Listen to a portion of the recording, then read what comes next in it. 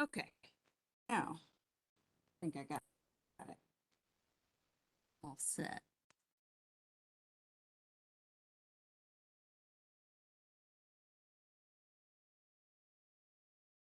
Okay, I apologize for our delay getting started and just half of the meeting time. But thank you for being here. Traffic engineer and consultant working with NDOT on the traffic calming program. And again, we have Kayla Ferguson here. And Kayla, do we have anybody on the virtual yet? Okay. She's going to be monitoring the virtual chat and help me out if there are questions. Thank you, Councilman, for organizing here. Get started. So many of you were here at the first meeting, and so, but because it's been some time, we're just going to buzz through a few initial slides talking about the program and just to let anyone know that hasn't been involved or updated at this time what this program is about and how we got here. So we'll start off with the basics. What is traffic calming? Our program, and what we call is the street traffic calming program, addresses residential streets. And these are physical solutions installed in the roadway or on the roadway to help slow vehicular traffic to safety. This program is really targeted at Vision Zero, and that speed is very closely related to when a pedestrian is struck by a vehicle, death rates for those pedestrians. So as you see on the left, we have 25 miles per hour. You have an 89% chance of survival as a pedestrian if you're struck by a vehicle that's going 25 miles per hour. That speed goes up to 45 miles per hour. The chances of survival go down to 35%. So we're really looking at these residential streets, slow traffic down so that pedestrians feel safe and are safe on the street. So that's why our program really targets vehicular speed. It's a very popular program. This map shows the pink dots are representing streets that have been traffic calming within Davidson County. As of our last application that we've looked at, application window that we've looked at, which was in February of this year, we had 464 streets that had requested traffic calming across the county, the city. And in that selection, which was in the winter of 23, the program selected 26 streets. So how do we go from 464 streets that people are requesting traffic calming to selecting those 26 streets at a time? We have a data-driven prioritization process that we look at. It's based on a 100-point scale. This chart here I'm showing is reflective of the program when Fairfax Avenue was selected. And so it was based on 50% of the score was based on speed. We compared that 85th percentile speed that we collected on the street compared to the posted speed limit. Then we also looked at crash history over a 5-year period. And then we also looked at 2 other metrics, active transportation and destination. So those are things like whether or not there are sidewalks on the street or not, bike lanes on the street, and some need to bus stops, like on First Avenue. And then neighborhood destinations like schools, parks, libraries, it's like that, where we would expect pedestrians and people to be walking between the neighborhood and the destination. So that is the prioritization as when Fairfax was selected. We have made some improvements to our program and made some adjustments. So I just wanted to share this in case anyone is here from different streets or keeping up with our program. We've made a few changes. Speed is still the largest factor in selection of traffic calming, what that speed is on the street. But we also have brought in to the equation volume on the street. We've kept in the trip destinations and the driver or non-driver accommodations, so sidewalks and bikeways, at very somewhat different percentage points though. And then we also are looking at the vulnerable injury and fatality crashes. So that's looking at whether there were pedestrian or bicyclist crashes on the street in a 10-year period historically. So that gets a 10% of the score. And it's still based on a 100-point scale. So back to Fairfax and looking at this, we're just showing a map here, shows Fairfax between Natchez Trace and 21st, which is our study section of the roadway. And the red lines are the streets that are categorized as arterial streets, Wedgwood, 21st Avenue, and then Blair and Natchez Trace are purple because those are considered streets. So it's mid-level, mid-sized street carrying higher volume than local streets typically, but less volume than the larger avenues. So Fairfax, some data points about Fairfax that we've shown previously. We measured the 85th percentile speed to be 29 miles per hour. And that is the speed that 85% of the traffic is going that speed or below. We also collected the daily volume on Fairfax to be around 20 per day. The street width is 30 feet wide, and it is, you know, this chicane striping, it's the parking each side of the street. There were some other streets that were on the original application that requested traffic calming, but this is a street by street program. We look at each street separately instead of the full neighborhood. It helps us get projects done a little faster. And so these streets have remained in the program as being requested, but have not been selected yet.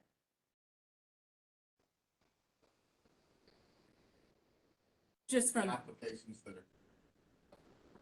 That's this list, these three streets, which was Blair, Westwood, and Bernard.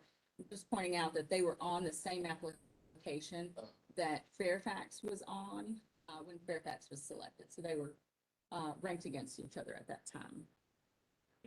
They ranked lower based on that prioritization methodology that we have. So let's talk about our toolkit. What do we do to slow vehicular traffic on residential streets? We have a few measures that we use really regularly and are popular, and this is speed cushions. These are the modular devices that are installed on the pavement, but they have the gaps that allow for response to straddle them. These have the pavement markings on them, like you see in these curves. Driver's warning of the device. They're also paired warning signs. The speed cushion there, 20 miles per hour. They are they're 3 inches high, so they can ramp up and ramp down. We can configure these in multiple different ways based on the width of the street, the situation in the striping that we have. But most often on 2-lane streets, we'll put one in. What the width of the street is, with this picture on the bottom left has a wider shoulder, but wider street. They're spaced about apart. The flexible delineator too. Then also, because they're modular, we can make them shorter. Typical is about 7 feet.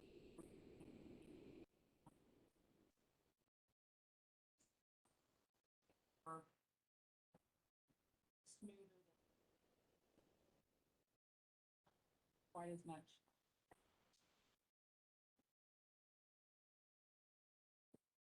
We have speed tables that these don't have the gaps that allow for So they, the buses and the emergency do, they're also the same height. Typically. So these are about 21 feet long, 15 feet long. So over the past year, NDOT has been doing some before-after data collection to see how effective these devices, speed cushions and speed tables. This is showing a comparison of before-after of average speed and the 80th percentile speed. The 85th percentile speed's on the right. So before on several streets, I believe done it on 6 streets. The 85th percentile speed is 37 miles per hour. Speed cushions, it went down to 25 miles per hour, which is really our target. Yes, you have a question? Right. Yes, that's a great question. They're measured, we measured them, the before condition is necessarily matter where it was, but we're not measuring like right at the divider. It's between.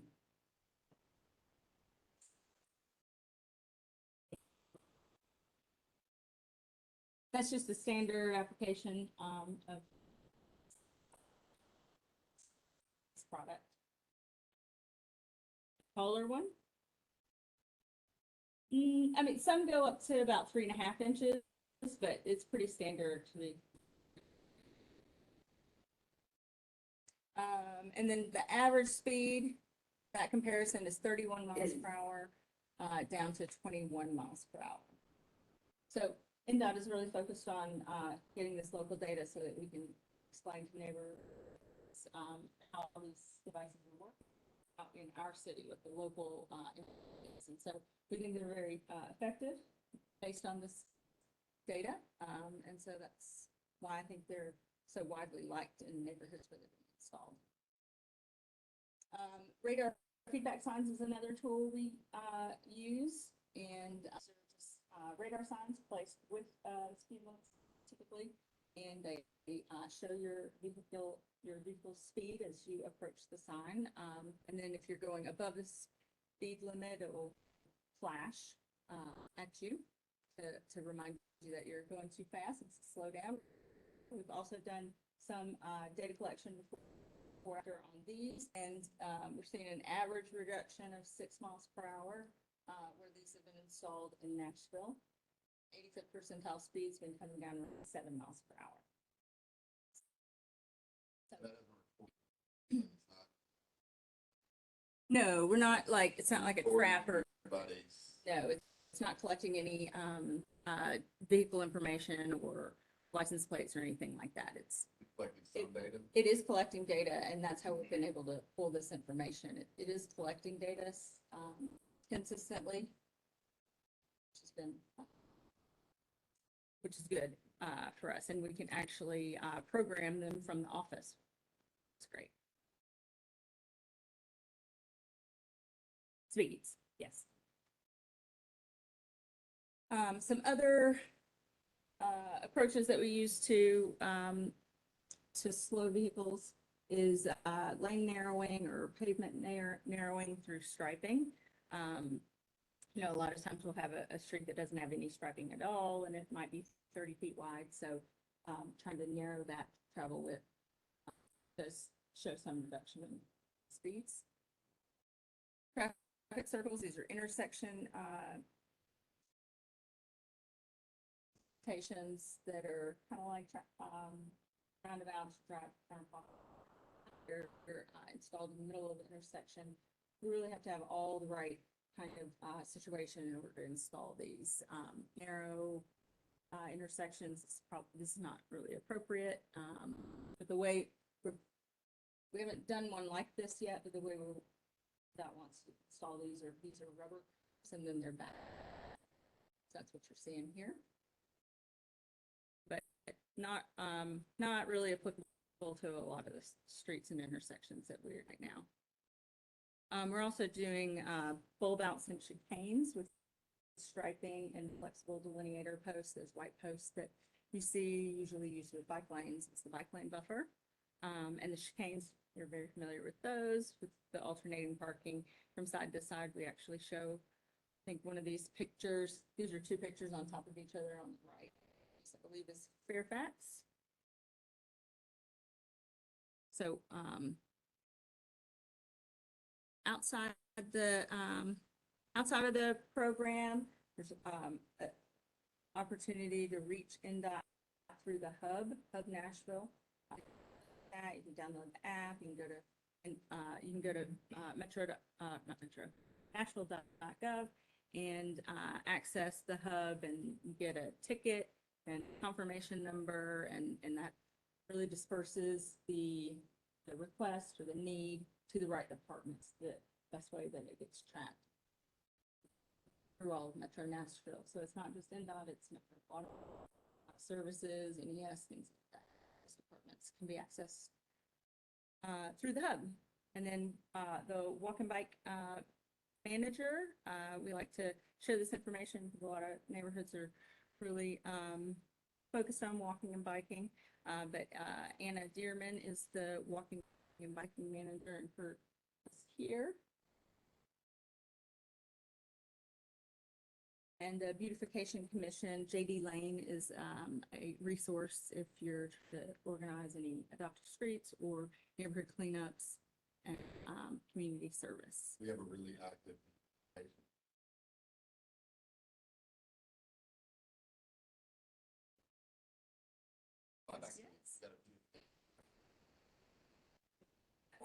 That's a great plug. So, so that's kind of the spiel about what the program is, just some history for anyone that's not been involved or updated at this point. Then we're going to go into the plan that we have put together. Yes, question.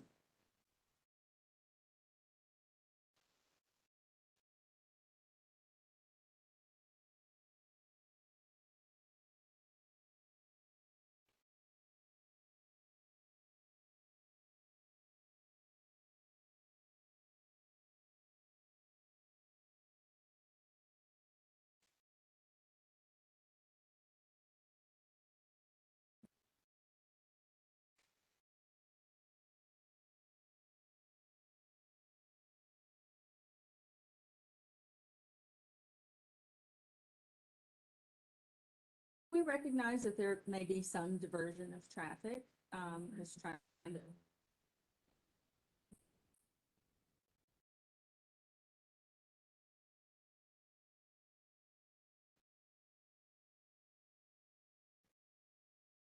Yeah.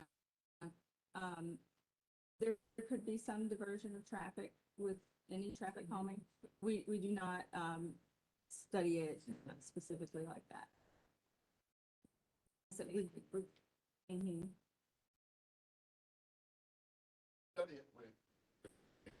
right. If they apply and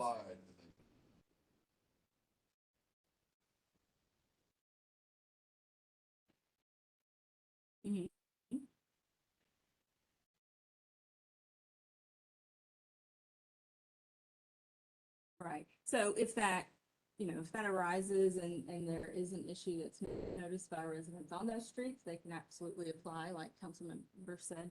And that would be studied to see if there's a need for traffic calming on that street. But sure, I understand what you're saying. Yeah, we have limited resources to, study every aspect of it, but if there are issues that arise, then we can look at that. So at the last meeting, we presented some concepts that we thought would work for traffic calming Fairfax, and we heard some feedback, so we've taken that feedback and made some modifications to the plan. We also received a neighborhood administered survey that was sent around, so many of you probably participated in that survey, giving some feedback, and that was good stuff. it solidified some of the information that we heard, I think, at the first meeting, which was the first meeting we heard that there wasn't really much appetite for installing the flexible delineator post on Fairfax. We had said that could be an option to kind of harden the chicane to provide more direction to drivers, but we heard that, so we're not recommending that in the plan. And then we just heard a lot from folks both that live on Fairfax through that survey that was provided to us, and those that don't live on Fairfax but use Fairfax and visit the school and so forth. So we took that into consideration, but as well as just our engineering judgment and the data that we had collected on Fairfax. So this is the plan, and I have some sheets that go into more detail here. But just to give you an overview, this is what our plans look like, and these are the plans that go to the contractor installation. But the pink line is Fairfax, and the trapezoidal Cs represent speed cushion sets. What we're looking at is 5 sets of speed cushions between 21st and Natchez Trace. I'm showing the red dots. Those are where the existing always stops are, and those remain as they are. So,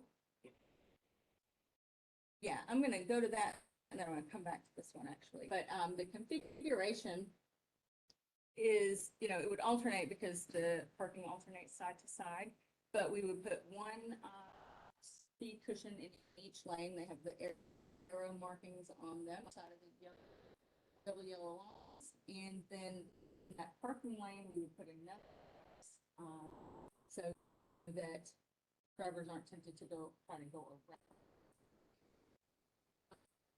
time, so they would be impacted and have to go over the device, even if they're trying to skirt around it in the parking lot. Yes. Stay. Yes.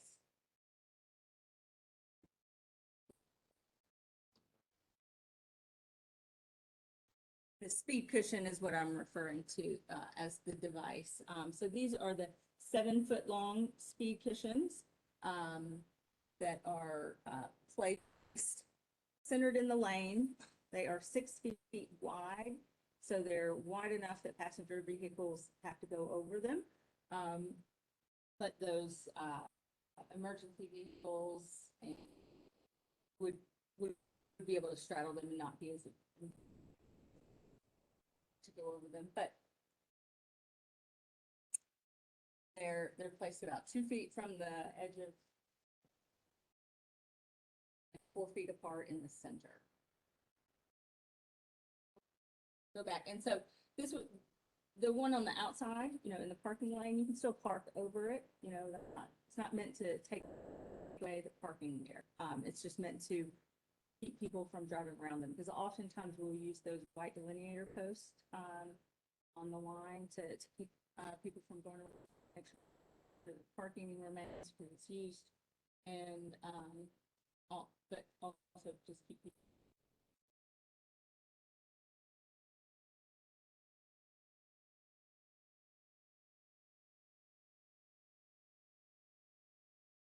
A chicane configuration, yes. Kenner Avenue. They do not have the speed humps. No. Oh.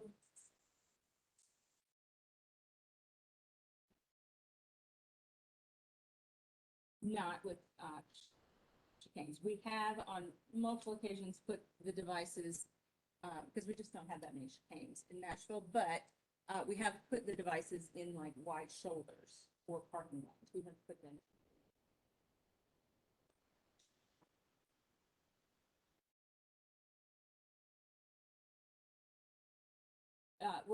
It's worked well because haven't installed something that would prevent people from cars will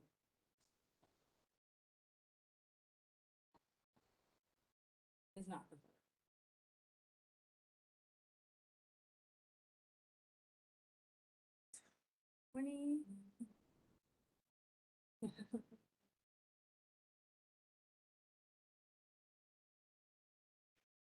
From the porch?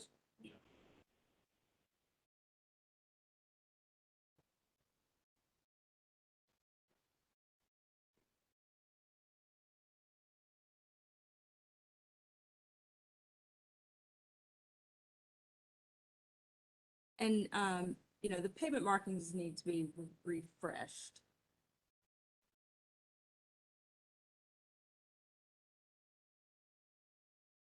Um, you don't need them. We have lots of straight streets that we use the speed cushions on that, don't have chicanes and it's more about preserving the parking, so the parking can, because if we remove Parking in Gotcha.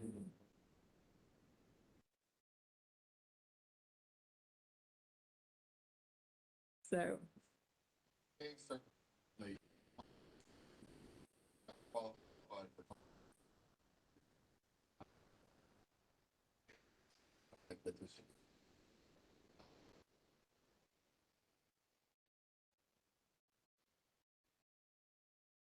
right. I think that it all works together to just really slow, drivers down.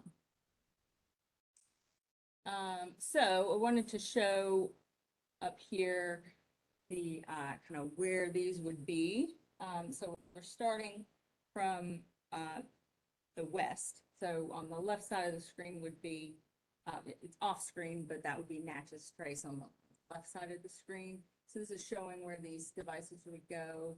I'll read some addresses just to kind of give you some perspective.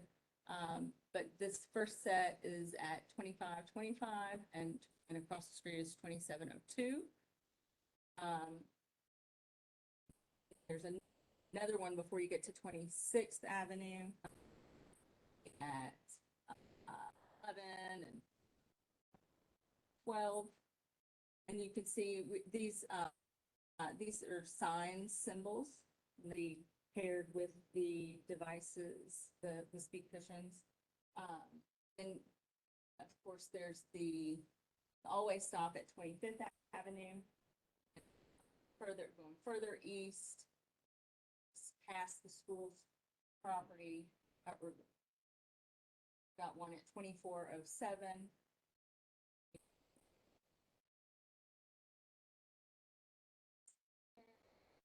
24th, I've changed to the next sheet.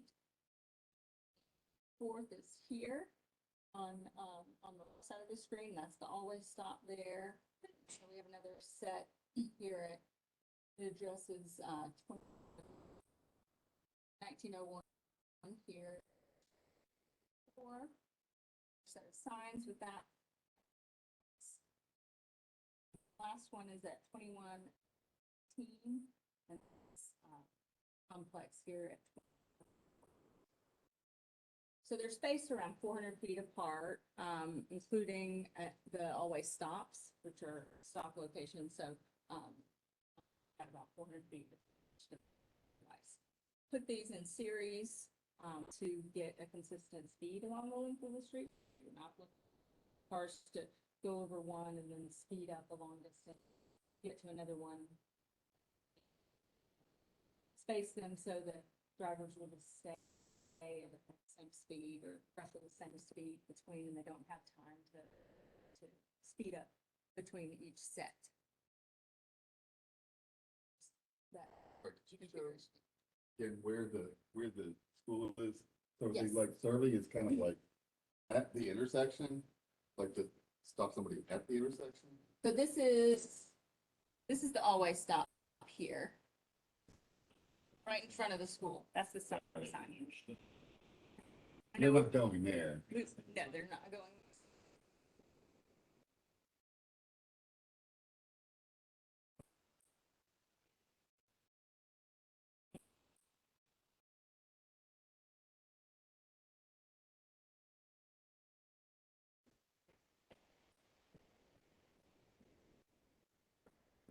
Crossing guard.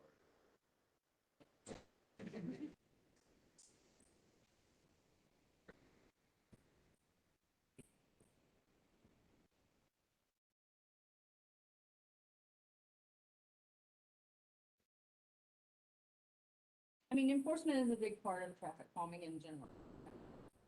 Patient enforcement and what we focus. Department, very busy, so it can't be every, so yes, we'd love for them to take it.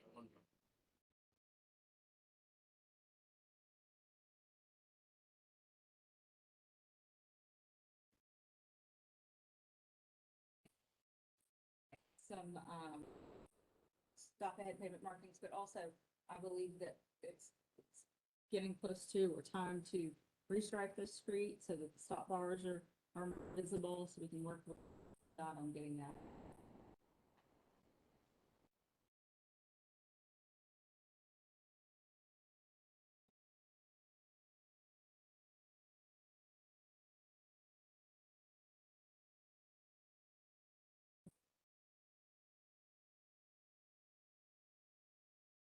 We can coordinate with DOT.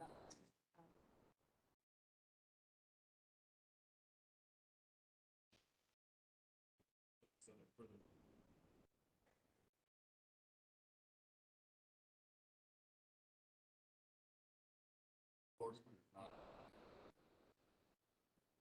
But the visibility of the sign and Yeah, the that- treatments, yeah, the that's it. crosswalks and all of that, to make sure that they're bright and is NDOT's purview. So. Like an overhead flasher. Yeah, we did hear that at the last meeting, I think. We,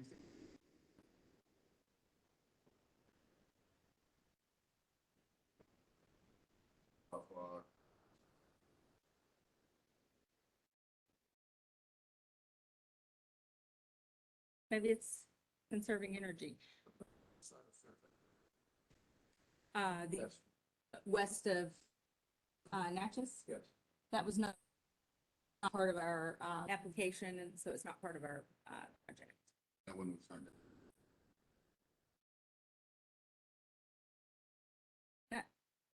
That section has bike lanes and the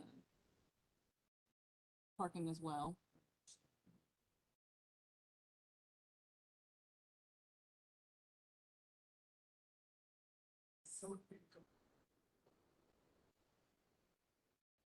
So, and that's, is this the first one?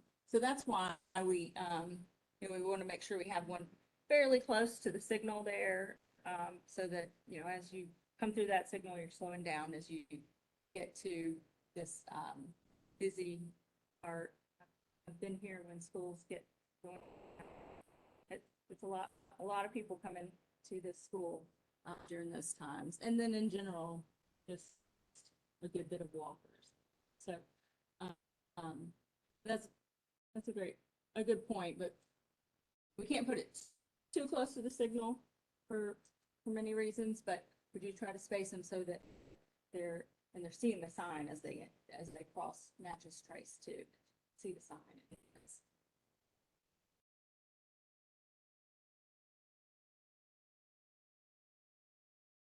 Yes, that's both directions.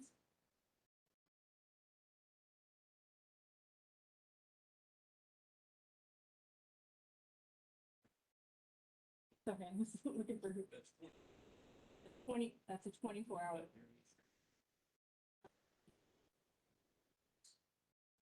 It was during, 2020, it may have been a little time, but could be a little higher, however, we don't think. And that's both directions of traffic. Section Ford versus 24. We only collected in one spot. But, side. Right, I can't remember, but, we would expect it to be pretty similar size. Not such a drastic change that it would change how we would, handle the design. Yes.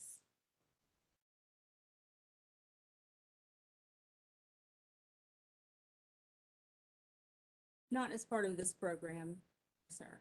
They do that. We do, Their crosswalk is warranted in some of the, what if they do children?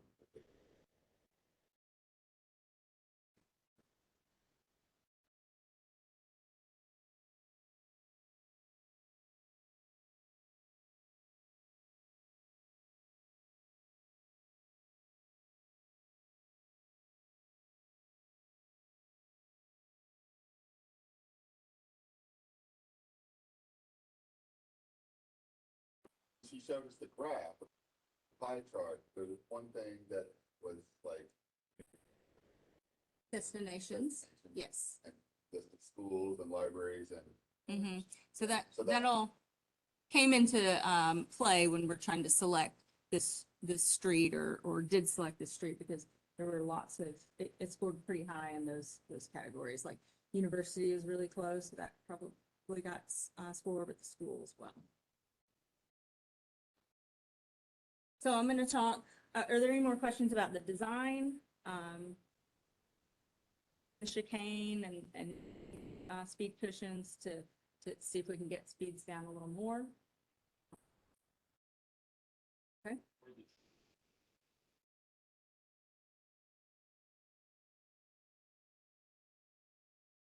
I would imagine. I would, but I would imagine that was the case.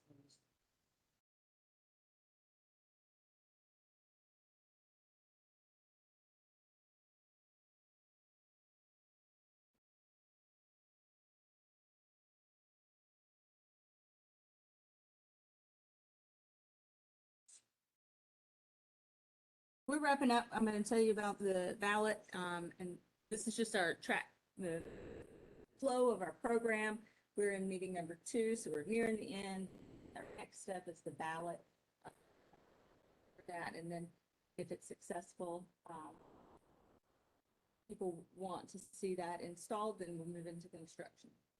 The ballot, this is how we, the program determines whether there's neighborhood support from property owners along the street for the project. So what we do is we send postcard mailers that have a QR code and access to the ballot, so that the property owners along the street have an opportunity to vote, and they can vote yes or no. And if 66% of the votes are in favor of the project, then we'll move into construction phase. So each ballot, each address has a unique ID, so make sure we don't while voting. Sometimes you forget you already voted, vote again, things like that. But we have that in place, and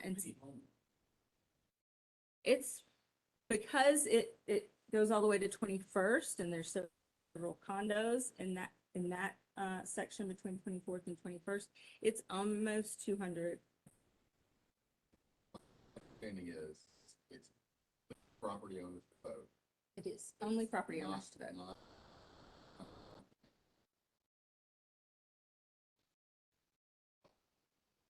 Yeah. 200, but if it's a multifamily unit that is owned by an individual, like for a company, they rent out a bunch of, they get one vote. One vote. It's a bunch of condominiums where they're individual owners. That's correct. Correct. So each individual owner gets a vote. If a property owner owns multiple properties, they still only get the one vote. And then based on the metro parcel map, if it's an apartment building, so it's all under one ownership, that's one vote. Which one per property. Correct.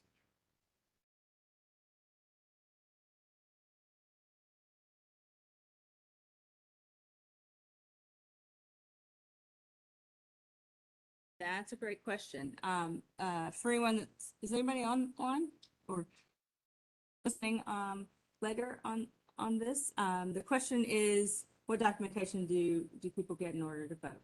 The postcard, has the information about the project. It has the information about when the ballot opens and closes.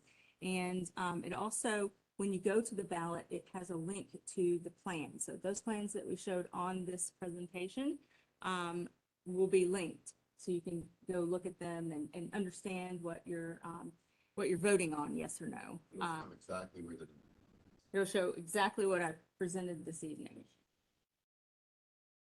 Correct. Correct. That's why we have the meetings in advance. The other thing is it's a 6-week window, so that this is not going on and on forever. When the ballot opens, then we have a closing date, and the closing date will be on the postcard. So you'll know when the results should be in, and all of our results, you know, what the percent favorable and percent against for each project is posted. We do not collect your information or share, you know, what individual votes are. We're just sharing information about whether the ballot was favorable or not. and if they don't vote, they don't. Correct. It is 66% of people vote. Exactly. Of cast Yeah, votes. So we don't need we'd love to get 66% of property owners to vote.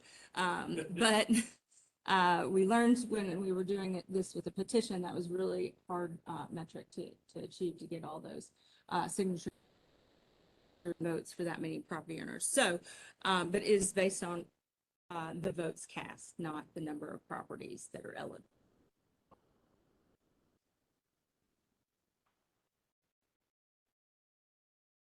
Those were not this specific device. I know what you're talking about.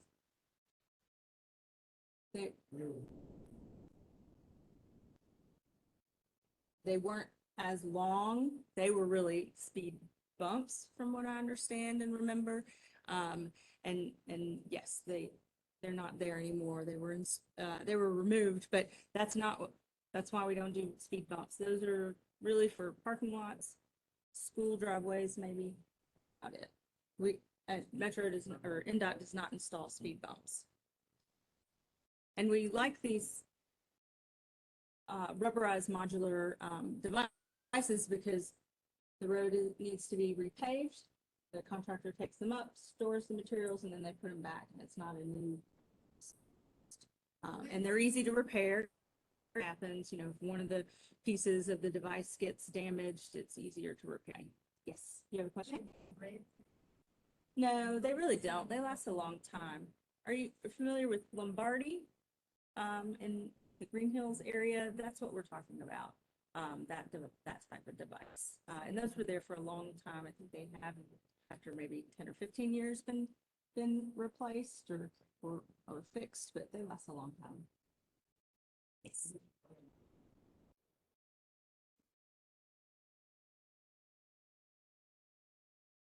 The construction of it is probably in the 25,000, 25.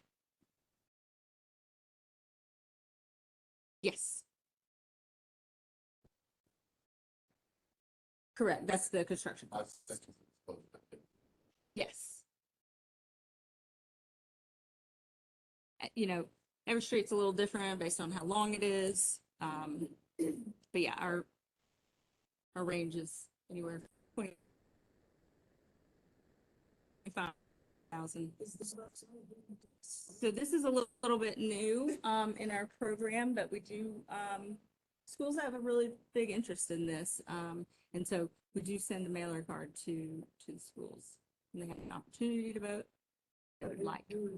Since the owners technically Metro. who casts the vote. We coordinate with the school and they can decide.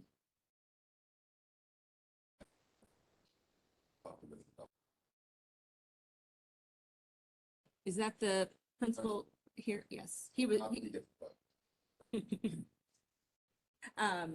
But at the last meeting, he wasn't at the meeting, but I had shown him the concept, which was similar to what we're talking about here.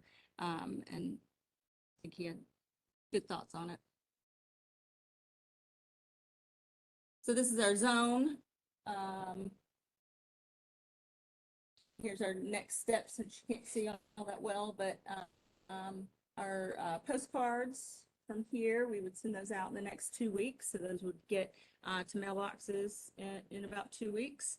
And then that begins our 6-week online ballot voting period. The postcards also have contact information on there, so if anyone doesn't have, receives that postcard, wants to know more information, or doesn't, have access to internet or anything like that, they can reach NDOT directly and can be guided through the process to vote.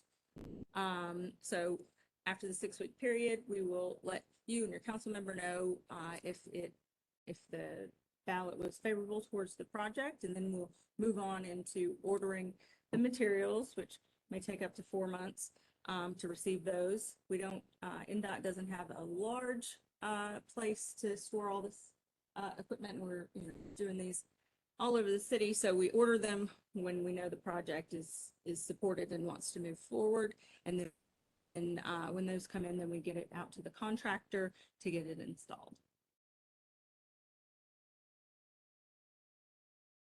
So I have the NDOT traffic calming email address, which is ndottrafficcalming@nashville.gov, and my contact information is here. Are there other questions? Yes.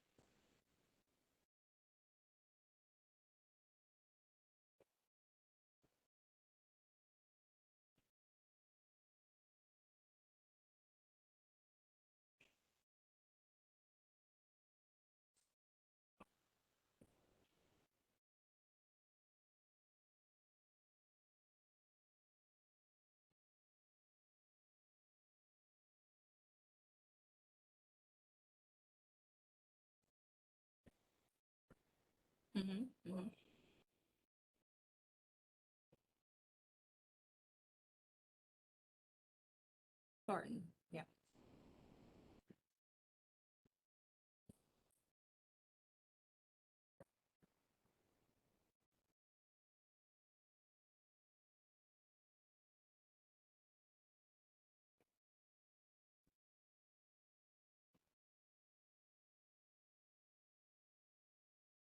Yeah, we can look into that. I will share this back with our traffic calming team, and also look and see if Barton has been requested for traffic calming. We will absolutely have it. So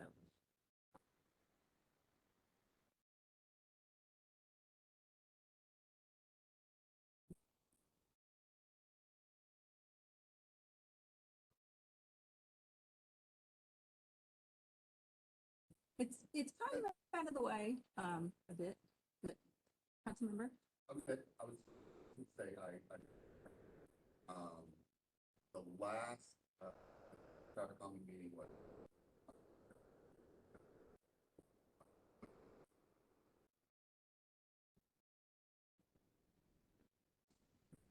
process, and the gentleman there, Jeff Hammond,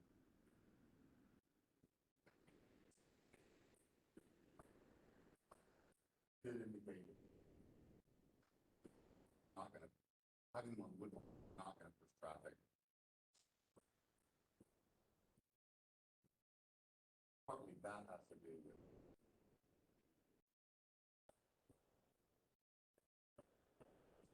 however,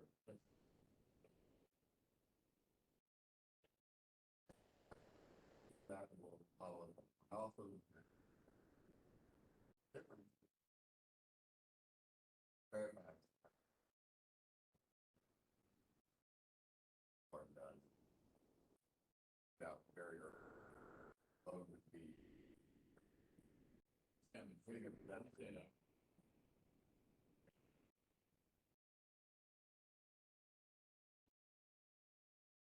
Mhm.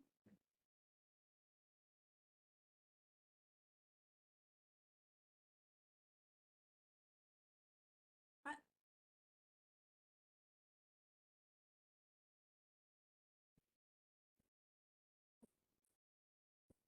we have a traffic,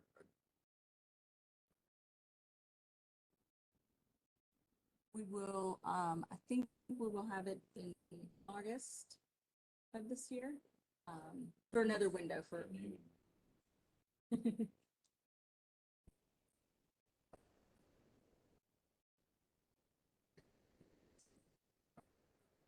Yeah. part of which.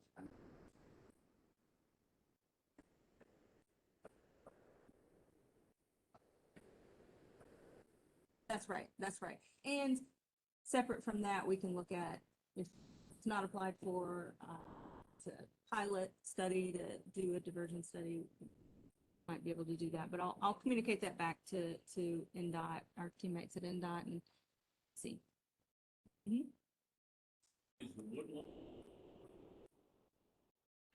Both of these projects are approved, meaning, they are, they have, no, they're not in the voting process. I mean, they're selected and funded projects, but no, they have not done a voting process.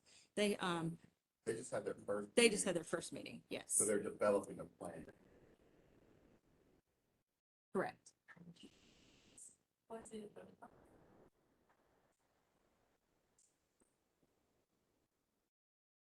The neighborhood association.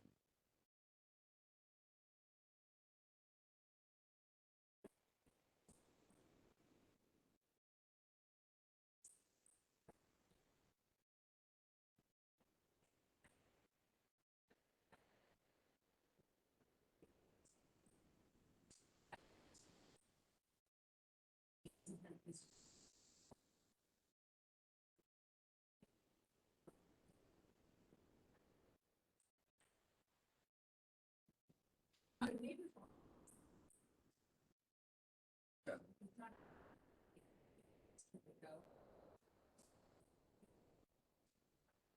Households, so you have like two couples, but you can have four, you can, way to apply, association, vote, send the application, or four neighbors fill out the application. Basically, that's so you know. That's the gate voting to see.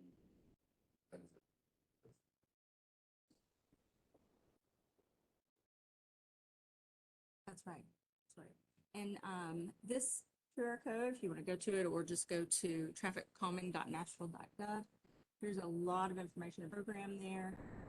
This is where results of the vote will be posted, so you can find that. You can also find that map that I showed in one of the earlier slides with the pink lines on it. That's an interactive map. You can click on that to see if maybe a different street that you're interested in traffic calming, whether it's been applied for. That shows all the streets that have been applied for and the streets that have been completed and the ones that are in the design phase. That's all posted. We have our process manual there and the links to the plans that have been proposed by us and NDOT for each street are posted there as well. So it's a lot of really great information there. These are NDOT socials. If you're not following them, that's how you follow them. They're pretty active these days on our socials. Are there any other questions I can help you with? So our next step would be to put together our ballots and get those into the mailboxes of those property owners along the street. Expect that in about 2 weeks. Thank you.